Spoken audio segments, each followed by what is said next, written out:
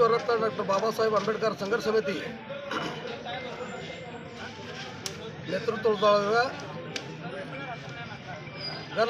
ಗರ್ಲಗುಂಜಿ ಗ್ರಾಮ ಪಂಚಾಯತಿ ಖಾನಾಪುರ ತಾಲೂಕಾ ಗರ್ಲಗುಂಜಿ ಗ್ರಾಮ ಪಂಚಾಯತಿ ವಿರೋಧ ಇವತ್ತು ಕಾರ್ಯಕ್ರಮವನ್ನು ಹಮ್ಮಿಕೊಳ್ಳಲಾಗಿದೆ.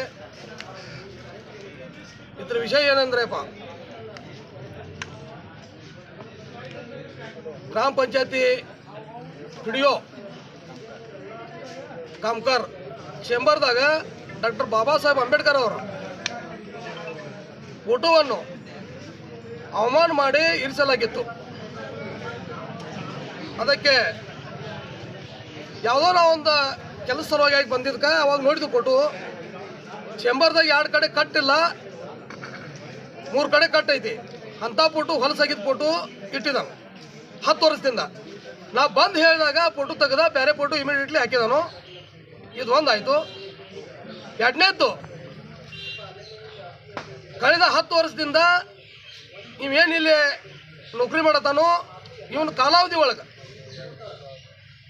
20% ಗ್ರಾಂಟ್ ಏನು SC/ST ಐತಿ, ಅದು ಸರಿಯಾಗಿ ಬಳಕೆ ಆಗಲಿಲ್ಲ.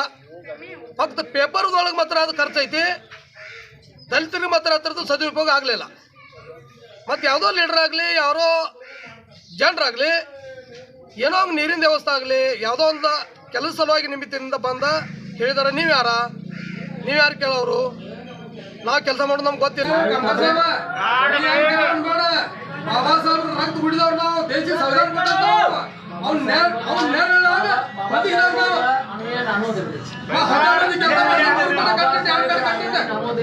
ಬಾಬಾ ಸಾಹೇಬ್ ಬರೋಬರ ಇದೆ.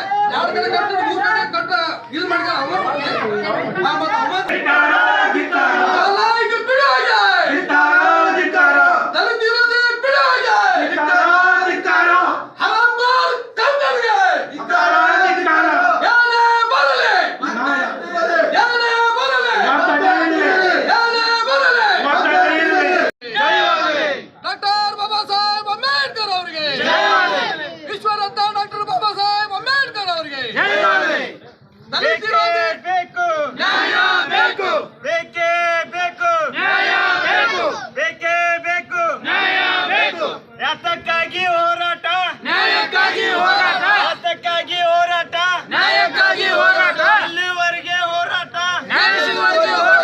घरातनं पाणी गेलं आणि रोजगार काम लावल्याना 3 बुट्या करायचं आणि ऊस म्हणून बसायचं, हे आहे बरोबर?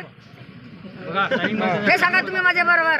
आरचेपर घरातनं पाणी गेलं, गटरे तसे 1-1 बुट्टी काढल्याने ऊस म्हणून सावळी बसायचं आणि मारायचं पाणी.